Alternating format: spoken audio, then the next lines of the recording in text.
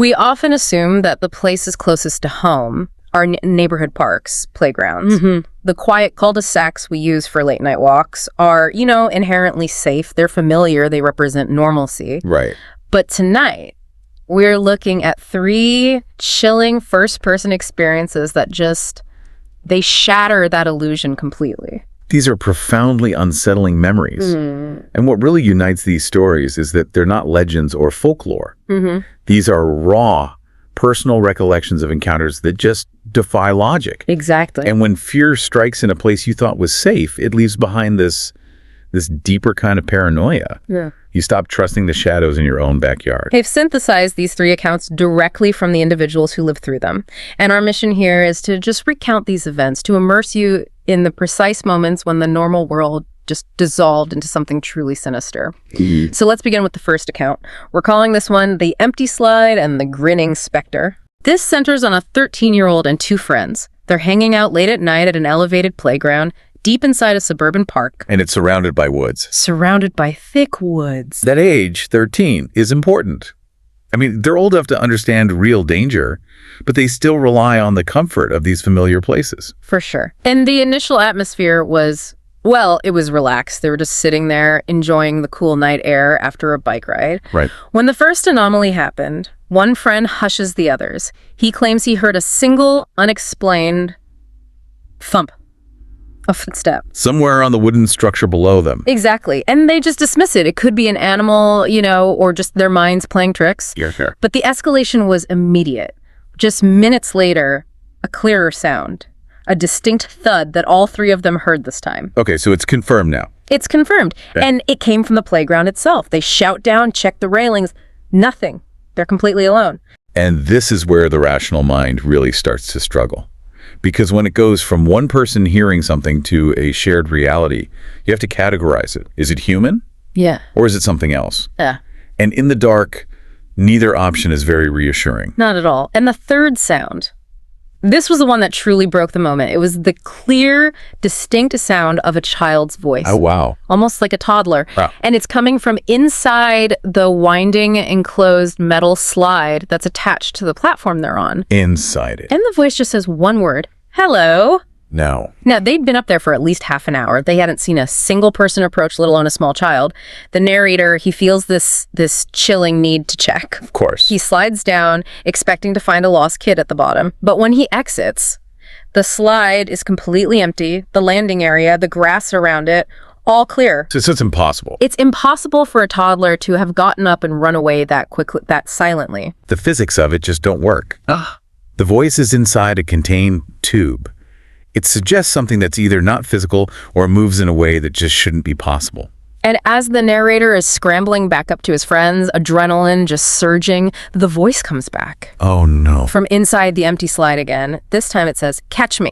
That's a challenge. That was a breaking point. They sprinted, ran for their bikes, and cycled faster than they ever thought they could back to the narrator's house. Just safety. Or what they thought was safety. Exactly. They regroup in the backyard, trying to make sense of it all. But before they can even come up with a theory, they hear a clear, firm knocking on the wooden back gate. The timing is it's shattering.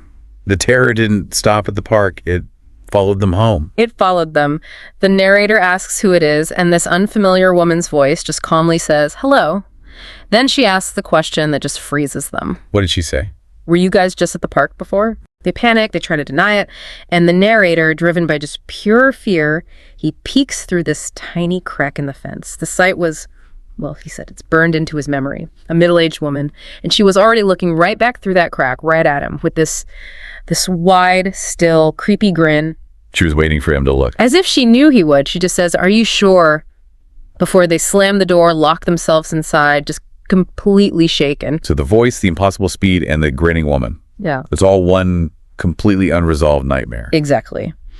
The second account moves from that kind of auditory terror to something more relentless, silent, a kind of psychological warfare. Okay. This happened in the summer of 2018, a town that's usually considered very safe. An individual is taking a late-night walk through a park after a work shift, something they did all the time. A routine. And routine is comfort. When you interrupt that, you undermine their whole sense of safety. The park becomes a trap. It does. And the first warning was subtle.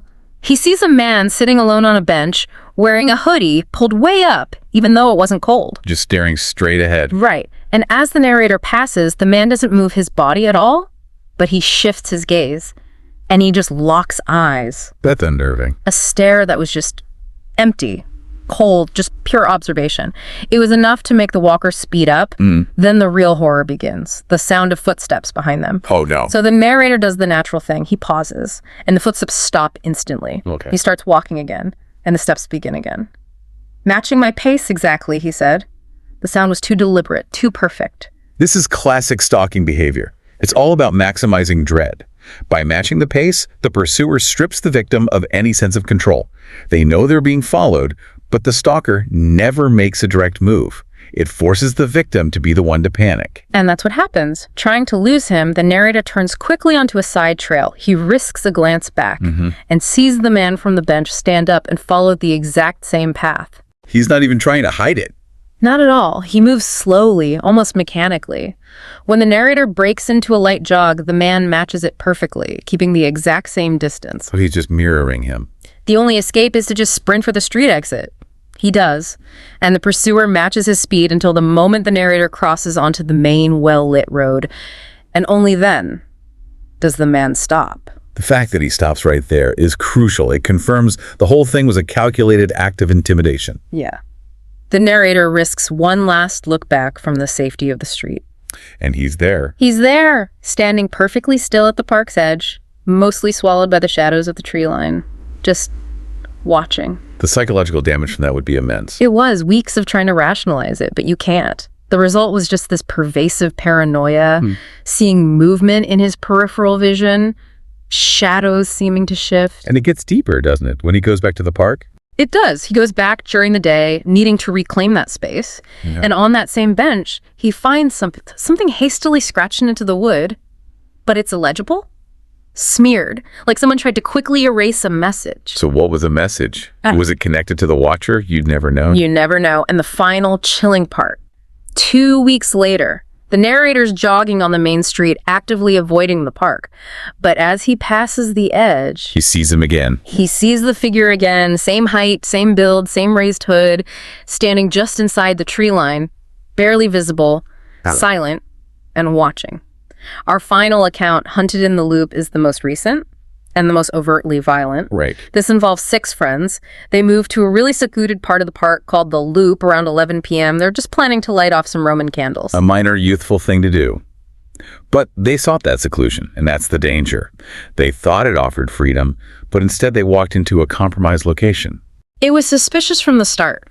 A large cul-de-sac surrounded by woods, and there were already several cars parked there with their lights completely off. That's a red flag. A huge one. As they approach, a small truck starts moving, also with its lights off, doing quick U-turns and heading toward them. They immediately hide. They know something is wrong. But the threat explodes the second they light the fireworks. The truck reacts instantly, it flips on its headlights, drives right over the curb, and starts barreling through the grass directly toward them. Oh. Laying on the horn, high beams on, trying to blind them. The speed of that response it's not normal. This isn't a park ranger. Using a vehicle like that is an active threat of physical harm. Absolutely. The group, realizing they're being hunted, they sprint into the dense, pathless woods. And as they do, they hear voices and see multiple pairs of headlights suddenly turn on from the loop. So the truck wasn't alone. It was a whole group waiting in the dark. A whole group. They were running into the dark, being searched for with flashlights, realizing they'd stumbled into some kind of ambush. That is terrifying. And one of the friends, who was hiding close to the edge of the woods, saw something that confirmed their worst fears. What did he see? As 2 men got out of the truck and ran into the woods after them, he saw that one of them was carrying what looked like a knife or some kind of melee weapon. Okay, so this was never about fireworks. This was a life-threatening pursuit from the second it started. That's what they realized. The friends hid for about 15 minutes, hearing the men searching, their voices getting closer. They finally managed to regroup and sprint for the exit driveway. But the truck was waiting. The same truck was waiting near the main entrance. It forced them to cut back through the thick woods again, with the truck following them along the road next to the woods, until they finally reached the main street. Only then did the pursuit stop. And the sheer disproportionate violence of that response. Using a vehicle as a weapon, a coordinated search with a knife, you're left with no possible explanation. None. They were certain that whatever those people wanted, it wasn't good. So when you place these three stories side by side, the impossible voice and the grinning woman, the silent cruelty of the tree-line stalker, and the immediate weaponized aggression in the loop, the common thread is just the speed of it all, the totality of the transformation. Right. And the most chilling commonality is that in every case, the motive remains a total mystery. The perpetrators were never caught, never even identified. They just materialize from a familiar landscape, assert this terror, and then vanish. And that uncertainty ensures the fear stays active long after the event is over. Exactly. The true danger is that these things happen in public spaces, places meant for relaxation. It suggests there's a layer of menace hiding just beneath the surface of what we think is normal. It forces you to acknowledge that our most trusted environments can become sites of pure, unsolved terror. It leaves you questioning who might be watching when you think you're truly alone, and what consequences are waiting for you for breaking some rule you never even knew existed. If these stories chilled you, please support the continued sharing of these unsolved accounts. Press like, share this with someone who needs to hear it, and subscribe to our channel, Horror Docs, for more true terror.